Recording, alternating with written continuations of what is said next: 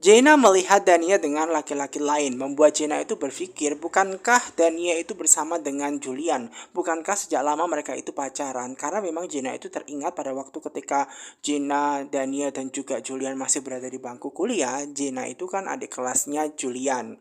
Dan pada waktu kuliah itu memang Jaina sempat mendapatkan banyak masalah nih guys ya. Bahkan dulu nih guys ya, Jaina itu dikira mendekati Julian semacam itu, dan kemudian sampai membuat Dania berpikir bahwa dia harus minta maaf kepada Gina. Kenapa? Karena teman-teman Gina ternyata itu melakukan banyak kesalahan seperti menampar Gina. Oleh karena itulah yang membuat Dania berusaha untuk minta maaf kepada Gina semacam itu, dan kemudian di situ dengan sangat berat hati, dengan sangat minta maaf banget ya guys ya. Makanya di situ nih guys ya, ada Dania yang berusaha untuk minta maaf karena memang di situ dikiranya teman-temannya Dania mengira bahwa memang Gina itu suka sama Julian. Karena apa? Di situ ya, Gina yang suka menggambar itu sempat menggambar wajahnya, sketsanya Julian, sehingga membuat Gina itu nih guys ya sempat ditampar gitu loh oleh teman-temannya, dan di situ ada juga Julian nih guys, dan oleh karena itulah yang membuat Dania ngerasa minta maaf kepada Gina atas perbuatan teman-teman, padahal dia ngerasa dia itu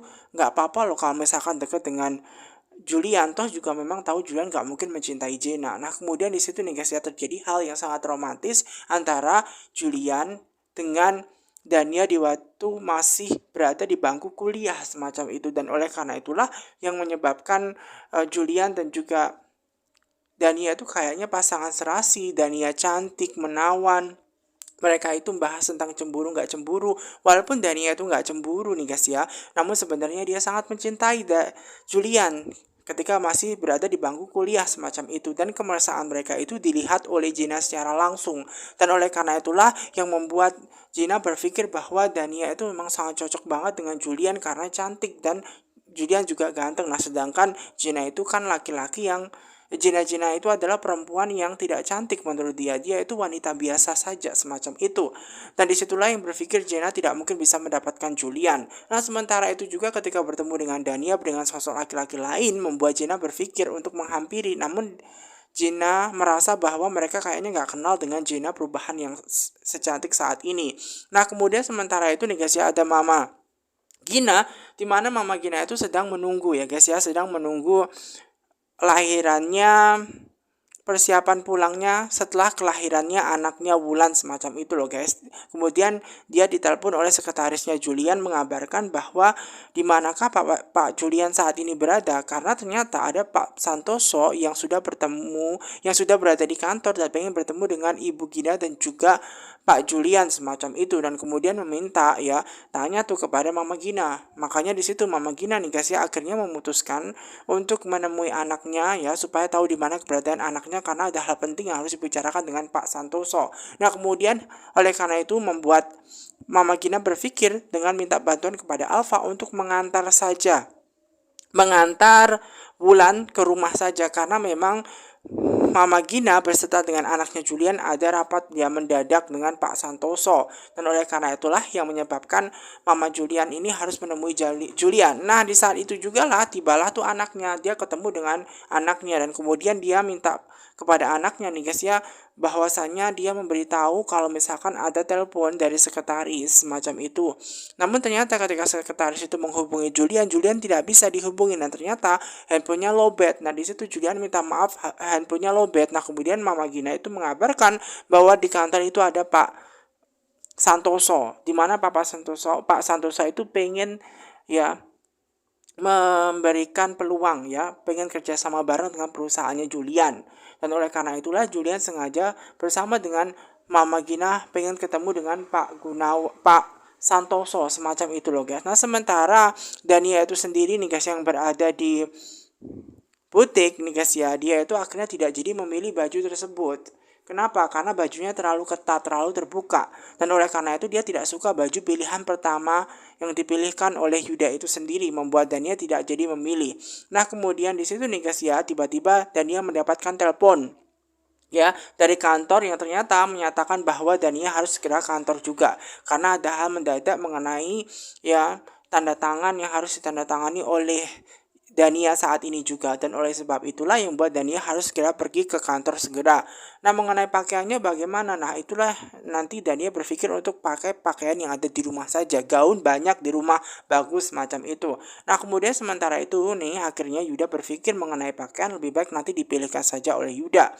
Nah, sementara itu juga nih guys ya, ternyata Pak Santoso itu memang bekerja sama dengan lagi-lagi bekerja sama dengan Rafael. Nah, ternyata Rafael itu meminta Pak Santoso untuk memberikan sumbangan dana kepada perusahaannya Julian Andromeda Gemilang, supaya apa, nantinya bisa menghancurkan perusahaannya Julian. Lagi-lagi ternyata nih guys ya, Pak Santoso itu supaya digait oleh Rafael agar bisa menghancurkan perusahaannya Julian. Semacam itu loh guys. Tiba-tiba setelah ngomong dengan Pak Santoso, tiba-tiba mamanya Rafael itu datang. Dimana Mama Lestari itu sengaja datang pengen mengajak anaknya Rafael untuk ketemu, untuk melihat makam anaknya.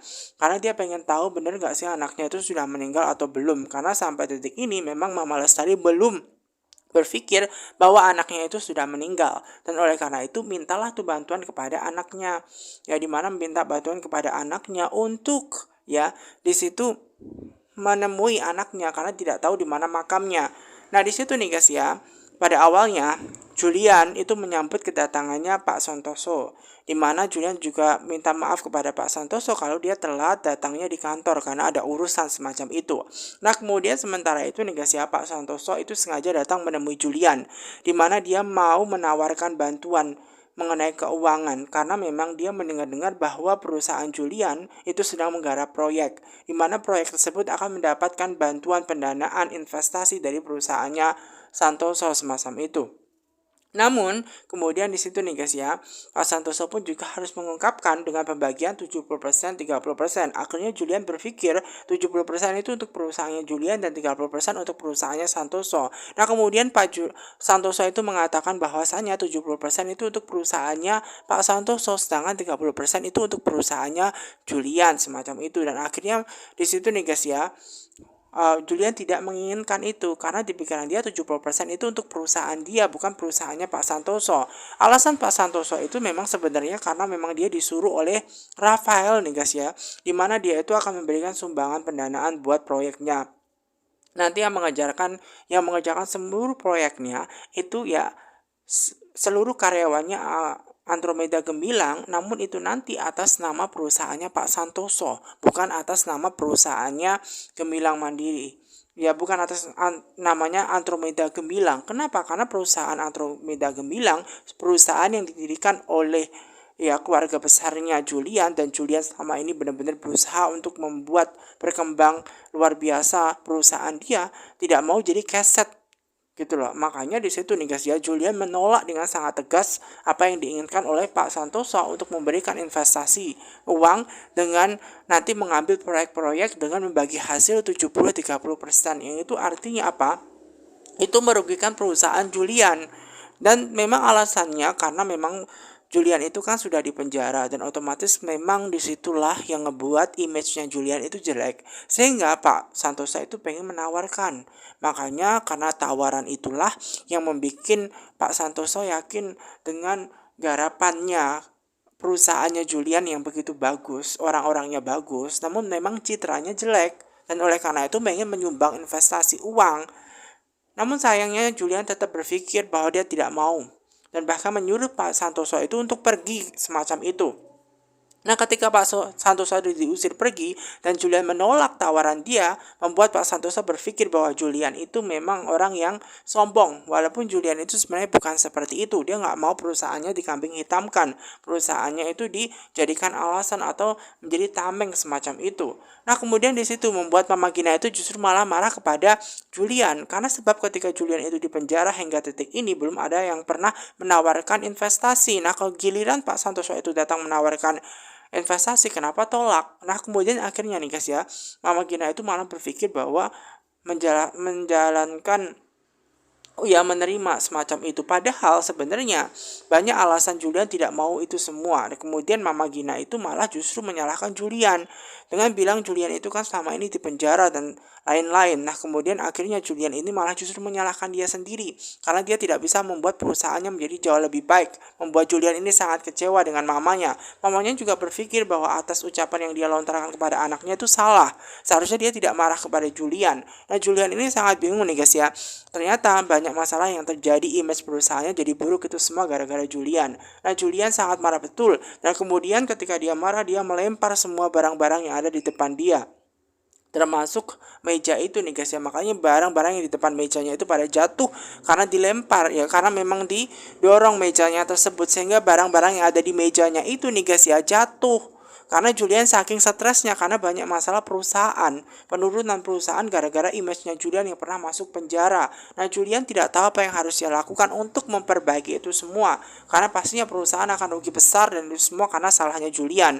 Nah Julian bingung apa yang harus dia lakukan karena dia selalu bikin masalah. Semenjak dia di penjara, dia tidak mendapatkan image yang baik gitu loh di depan banyak klien-klien semacam itu, sehingga membuat Julian ini sangat stres betul bagaimana tentang masa depannya Julian dan perusahaan.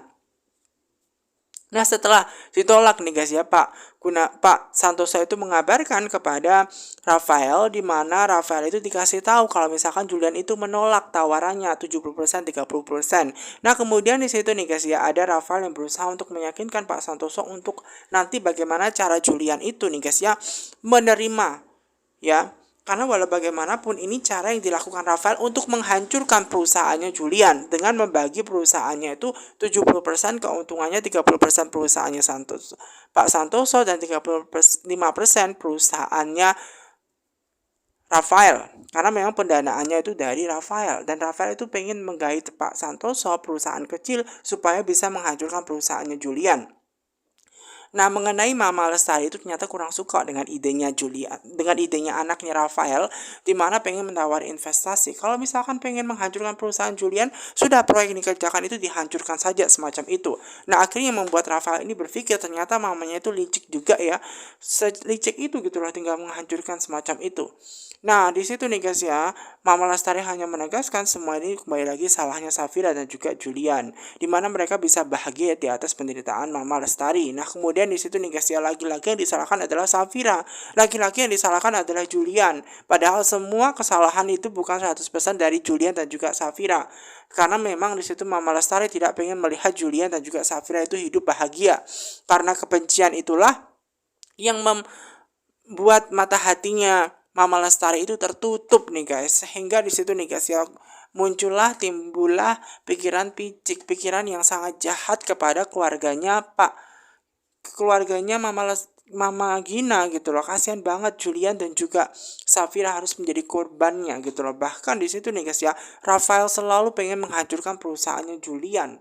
Dan di situ nih guys ya, lewat orang lain menggait perusahaan lain dengan memberikan investasi, kemudian pengen memberikan ya uang gitu, memberikan investasi uang ke perusahaannya Julian supaya nantinya bisa mengeruk banyak keuntungan dari perusahaan Julian, namun dengan nama perusahaan lain, menjadi tamengnya saja perusahaan Julian itu. Nah sementara itu ada Om Romi, di mana Om Romi itu nih guys ya sengaja pengen bertemu dengan, lagi menunggu Wulan karena Wulan itu sudah lahiran, dan di situ membuat ya Wulan itu pasti sudah lahir, dan anaknya itu pastinya kalau laki-laki ganteng seperti papanya Romi, kalau perempuan itu cantik antara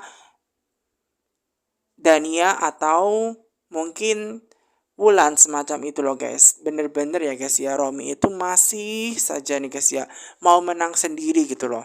Padahal sudah jelas-jelas dia mau diceraikan Wulan semacam itu karena tidak suka dengan kelakuannya Romi. Namun Romi ini tetap saja mencari gara-gara nih guys ya, bahkan pengen menemui Wulan. Padahal jelas-jelas Wulan sudah tidak mau lagi bersama dengan Romi. Nah kemudian di situ nih guys ya muncullah tuh mobilnya si Alfa semacam itu. Nah kemudian di situ Romi bingung nih kenapa yang ada muncul malah mobilnya Alfa, bukan mobilnya Mama Gina, bukan mobilnya Julian, semacam itulah. Itu ada kecurigaan sehingga membuat dia harus turun dari mobil dan melihat kemesraan antara Alfa dengan Wulan, di mana Alfa itu ngantarin pulang Wulan ke rumahnya Mbak Gina semacam itu, dan itu di depan matanya Romi, sehingga membuat Romi ini sangat marah betul. Dan kemudian di situ ketika Alfa ini sedang berberes-beres dan mengambil barangnya Tante Wulan, kemudian di situ nih guys ya Romi langsung mendatangi. Romi itu bilang ya kepada kepada Alpha untuk dia tidak usah seperti itu. Karena dia tidak suka, dia jealous, dia cemburu, akhirnya langsung menonjok Alpha. Dan kemudian Alpha ini bingung dengan sikapnya Romy, kenapa dia itu main tonjok aja. Kalau ada masalah apapun kan ngomong baik-baik bisa semacam itu. Kenapa Romy pengen berkelahi semacam itu, dan Alpha tidak mau cari masalah semacam itu, namanya Romy selalu bikin masalah. Nah kemudian di situ Romy yang sedang ribut dengan Alpha membuat istrinya Wulan itu tahu. Nah Wulan itu bilang kepada suaminya untuk berhenti berkelahi dengan Alpha karena dia tidak suka melihat pelakuan suami yang selalu bikin gara-gara. Nah kemudian di situ nih guys ya, ada Wulan yang berusaha untuk mengusir suaminya. Nah suaminya itu kedatangannya pengen bertemu dengan istrinya. Namun sayangnya di situ istrinya Wulan sudah tidak mau lagi bertemu dengan dia karena dia akan menggugat di pengadilan semacam itu. Walaupun sebenarnya di situ ya selaku suami dia tidak akan pernah tega ya untuk menceraikan istrinya karena walaupun bagaimanapun dia masih cinta Wulan semacam itu, dan di situ ada anaknya semacam itu. Dan dia juga berpikir pengen menjenguk anaknya. Kenapa anaknya sudah dibawa pulang oleh Alpha? Nah, kira-kira siapa yang mengadani anaknya semacam itu? Apakah di situ yang mengadani adalah Alpha semacam itu? Nah, kemudian di situ nih guys, karena Alpha itu dituduh yang ini, yang itu, membuat dia tidak suka dengan tuduhan Romy. Romy ini pengen main menghajar saja semacam itu. Nah, kemudian di situ Wulan berusaha untuk mencegah dan meyakinkan kepada Romy untuk tidak usah mendatangi Wulan karena Wulan sudah muak. Karena walau bagaimanapun Wulan tetap akan menggugat dia cerai di pengadilan, dan dia tidak mau lagi ketemu dengan Romy, melainkan ketemunya nanti di pengadilan saja semacam itu. Romy ini mengungkapkan kepada Wulan bahwasanya dia tidak akan pernah menggugat cerai Wulan karena dia masih mencintai Wulan. Namun apapun itu ya, Wulan sudah tidak mau lagi ngobrol dengan Romy, dan kemudian Romy itu malahan menginginkan hak asuh anaknya semacam itu. Ya apalagi di situ katanya Romy bahwa Alpha itu selingkuh dengan Wulan. Nah kemudian tuduhan itu sangat salah, tidak beralasan. Kemudian di situ nih guys ya, sampai kapanpun ya Wulan akan bercerai dengan Romy dan tetap mengenai hak asuh anaknya, keduanya akan jatuh ke tangan ibunya. Karena sampai kapanpun ibu itu nggak akan pernah rela. Dimana di situ memang Wulan tidak akan pernah rela kalau hak asuhnya jatuh ke tangan anaknya semacam itu. Karena dia percaya dengan hakim di pengadilan karena anak-anaknya itu akan ada di tangan hak asuhnya Wulan semacam itu. Dan di situ nih guys ya, sampai kapanpun ya, di situ nih guys ya, Romy tetap tidak akan pernah bisa lagi melihat anaknya karena atas perbuatan dia yang jahat.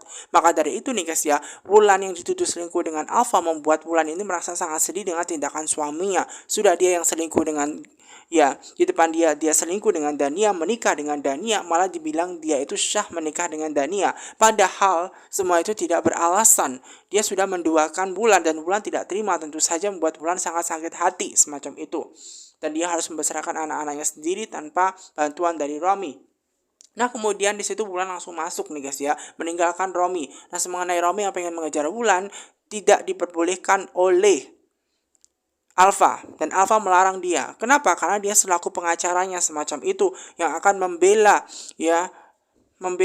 orang yang memang membutuhkan Alpha semacam itu sebagai pengacaranya Wulan, dia akan membela dong semacam itu.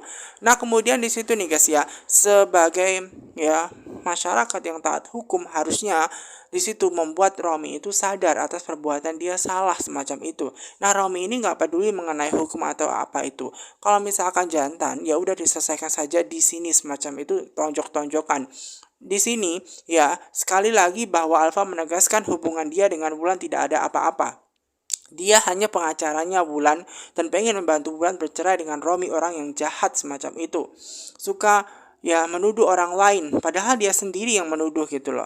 Dan di situ yang malah dituduh itu adalah pengacara yang hobinya menuduh orang, padahal yang jelas-jelas yang menuduh itu adalah Romy gitu loh. Yang bagian menuduh itu bukanlah pengacara melainkan jaksa atau semacamnya. Di situ nih guys yang dibilang tuh sama Alpha, di situ ditegaskan bahwa dia hanya membela kliennya saja semacam itu. Namun lagi dan lagi Romy ini malah marah, pengen nonjok dia semacam itu. Nah kemudian karena dia selalu bilang seperti itu, ya udah deh, kalau dia tetap pengen gara-gara akan melaporkan kepada polisi semacam itu, supaya Romy tahu bahwa dia ngelakuin tindak kesalahan semacam itu. Nah kemudian Romy akhirnya pergi dan buat Alpha akhirnya masuk. Dan kemudian sementara itu nih guys ya, ada Wulan ini yang sangat bingung dengan sikapnya Romy. Romi datang dengan marah-marah. Dengan bukti itu apakah bisa mengambil hak asuh anaknya? Nah, kemudian Alfa berusaha untuk menegaskan bahwa hak asuhnya itu akan tetap jatuh ke tangan ibunya karena Wulan berhak atas hak asuh kedua anaknya yang tidak bersalah semacam itu. Jadi Wulan tenang saja, nanti akan dibantu kok oleh Alfa karena Romi itu berhak mendapatkan semua ini gitu loh. Dan memang Wulan juga berhak untuk bahagia atas perbuatan yang dilakukannya karena memang selaku seorang suami Romi itu jahat karena menduakan Wulan yang istri sahnya semacam itu, dan dia tidak berhak melakukan itu semua ya, jahat atau mengambil hak asuh anaknya semacam itu ke tangan Romi. Dan Alfa percaya bahwa dia bisa mengambil hak asuhnya dan tetap berada di tangannya Wulan karena Wulan itu adalah ibunya. Hak asuh anaknya tetap akan berada di tangan ibunya karena walau bagaimanapun yang melahirkan itu adalah ibunya semacam itu. Dan paling berhak di sini adalah Wulan.